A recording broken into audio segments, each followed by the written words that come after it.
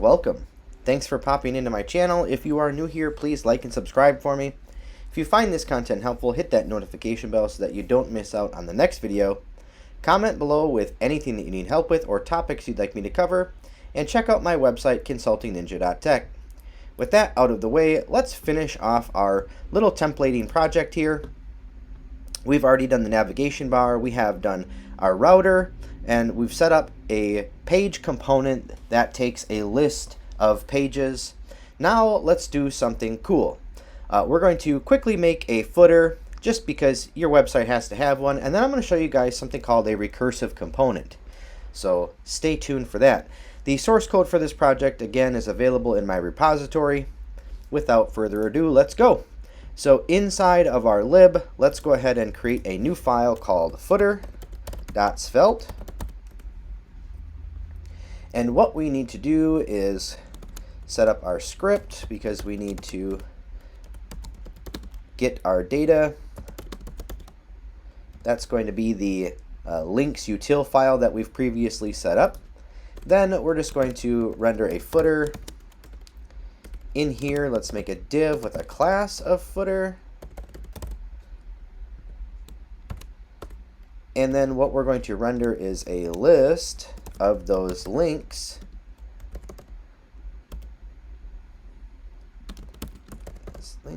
This would be data.links as link. Close that each off. Then we come in here and make an if, because we have this set up so that we don't have to have these displayed in the footer or the nav bar if we don't want to. There's a property that we're using to flag those.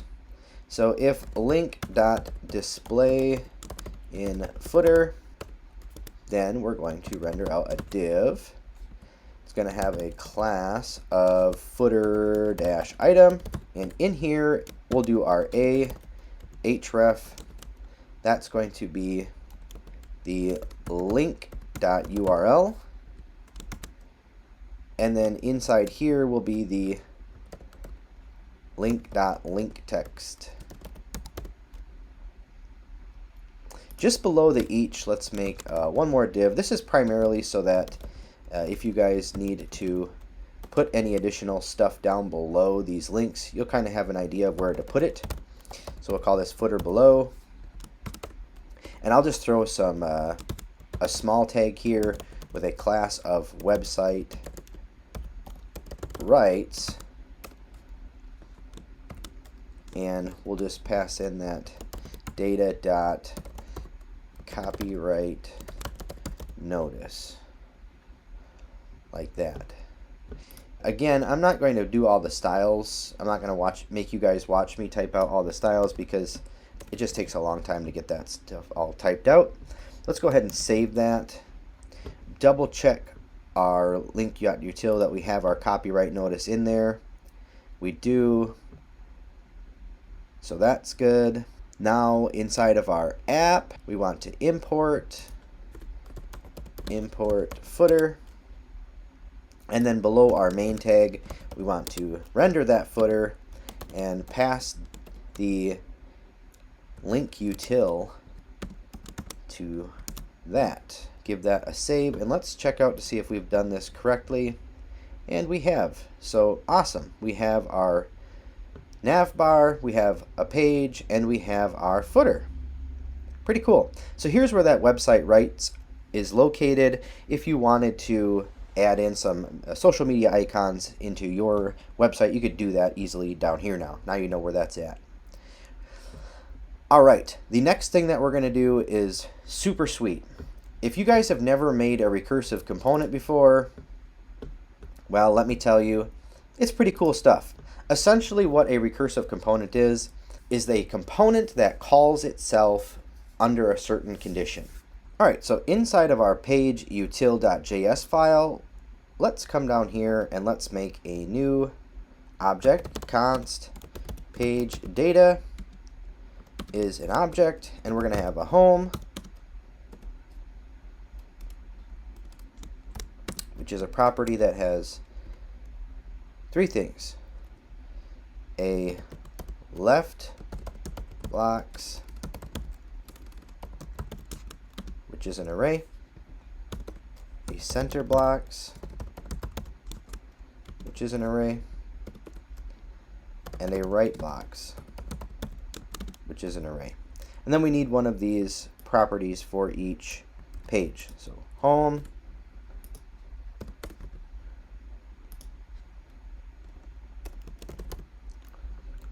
about,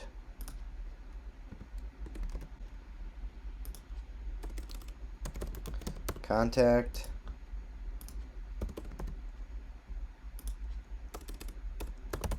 help,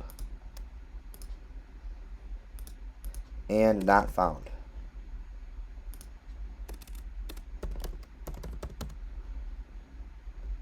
All right, so what each of these arrays is going to contain is a content block. And what does that mean? Well, we're going to create an object that represents a block of content. And we'll be able to populate these however we'd like into left, right, and center. And then we're going to stuff those into our pages, send those in with each of our pages, and that way we can render out content quickly. Now, this is not the end-all, be-all, but this is something pretty cool. As you try to make this more of a one-size-fits-all approach, it starts to get bloated and you start to run into edge case scenarios such as input handlers, click handlers, submission handlers, that sort of thing. But this is a great way of rendering out simple content. You don't want to start rendering out inputs and forms. You can, but it really will start to bloat the amount of configuration required. And then you run into, as I said, all of those edge case scenarios. But a content block, let's make const content block is going to look like this. It's going to have an element type. It's going to have a content, and it's going to have a children, which is an array. Now you could get crazy and add a lot more here, but essentially this is what a content block is going to look like. It's going to have the element type, and it's going to have a content and a children, which the children could be is another array of content blocks. Let's go ahead and create some of these. So let's just copy this. And inside of home, in the center, let's put some of these in there. So let's put element type of h2 and a content of hello from Recursive. And then in here for a child, we're going to make an element of p with a content of I am the child of the previous h2. Inside of about, let's do one in the left, call this an h2, content of more about, more more about. And then here let's make a paragraph and say I am the child of more about. And then inside of that child, let's do one more of a paragraph. Content, I am the child of the child paragraph. Now, I'm not going to make you guys watch me type out anymore. Let's just go ahead and give that a save. But up in our page util array, we want to add the corresponding property for each of those. So here, let's make a page data equal to page data.home, and we need to move this above. Let's go ahead and move this above. There. Can't use it before it's initialized, right? Okay. And then for about, page data and this is going to be page data dot about, and then contact page data dot contact, and then help page data dot help, and then our last and finale page data dot not found. Go ahead and give that a save. Now we're going to create the recursive component that's going to handle this. So inside of lib, go new file. Let's call this recursive content.svelte. This is so cool. I hope you guys find this awesome. I think this is awesome. It's pretty cool stuff to me. And what we're going to do here is, let's make a big deal about this. Let's say dash and call this recursive svelte component. This is not as easy to do using other languages. One of the reasons why I love Svelte. Let's go ahead and declare, we don't need to comment all this. Let level 0 and export let content blocks, like that. Now we have our prop. Now let's go ahead and const, should not have left the script there, my bad. Let's open that up just a bit. Const wrappers, and this is going to be an array of strings. What we want is ul div section article, and then this little helper function const check wrappers equals, it's take an element wrappers dot includes element dot element type. We're doing this because our recursive component is going to allow as nested as you want to get with your content. And if we're rendering a wrapper, we need to know that that's the case and then have it render in the correct place. So what we're going to do is a giant block of logic. This is going to be pretty cool. So we're going to take our content blocks, right, like this, hashtag each content blocks as block. Okay, and then we can close that each off. And inside of here, it's just going to be a whole bunch of if-else statements. So hashtag if block dot element type is equal to h1.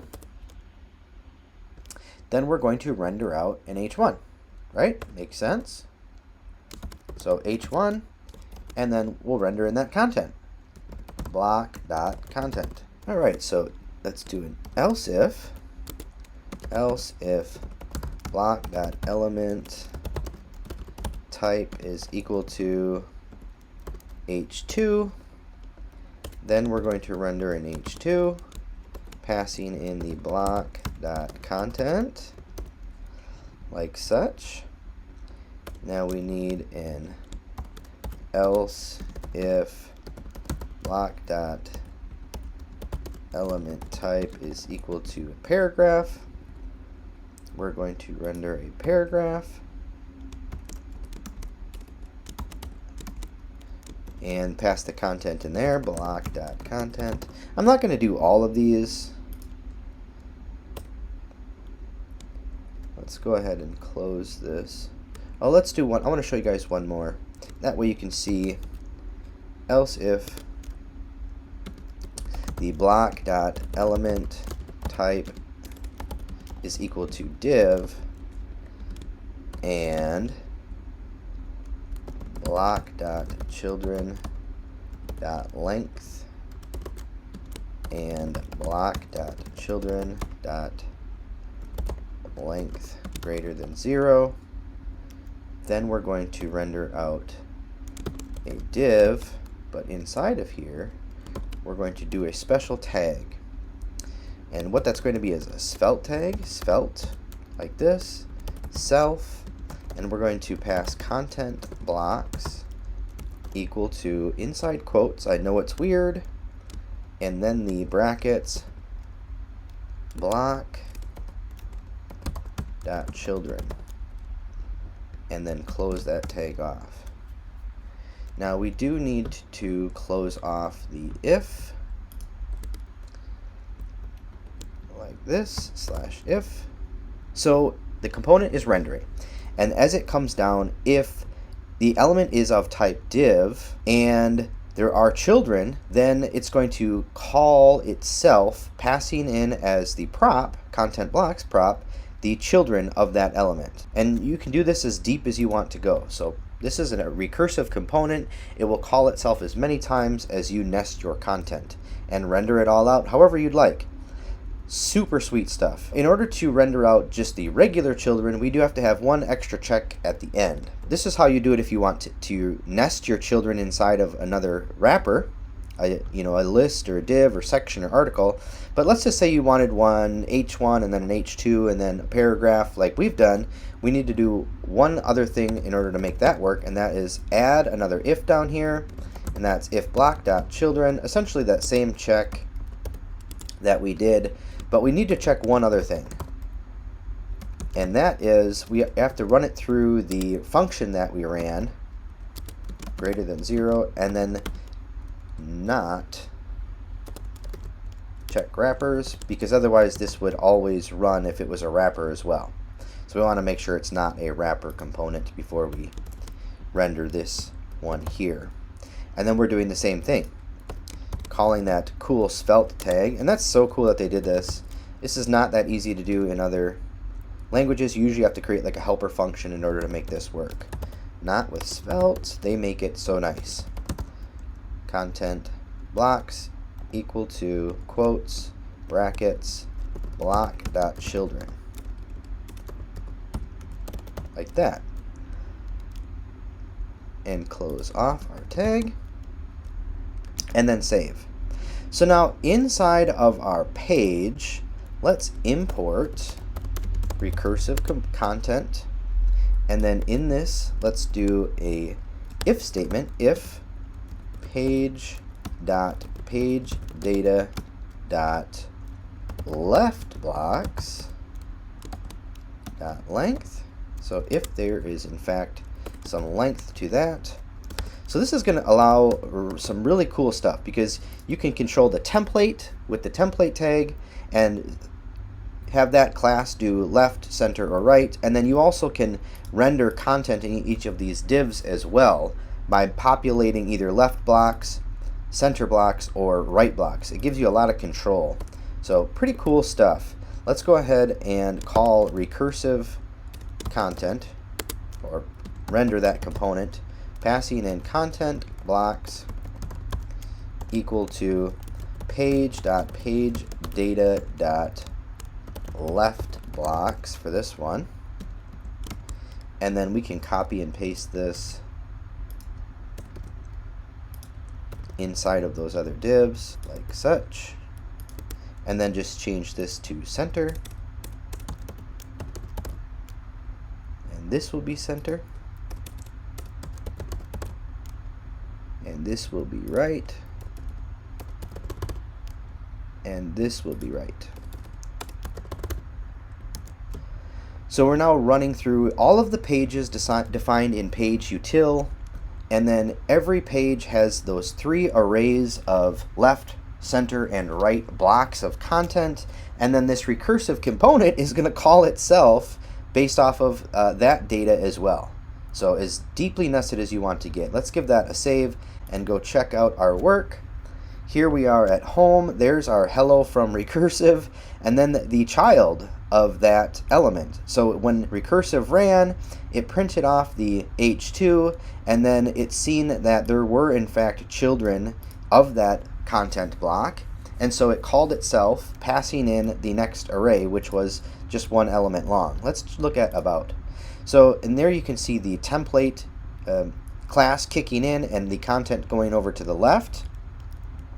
And here we have the content blocks that we entered in the page.utils file there as well. So we have the H2, we have that paragraph, and that was a child of the H2, and then this paragraph was a child inside of that file of this paragraph. So pretty cool stuff.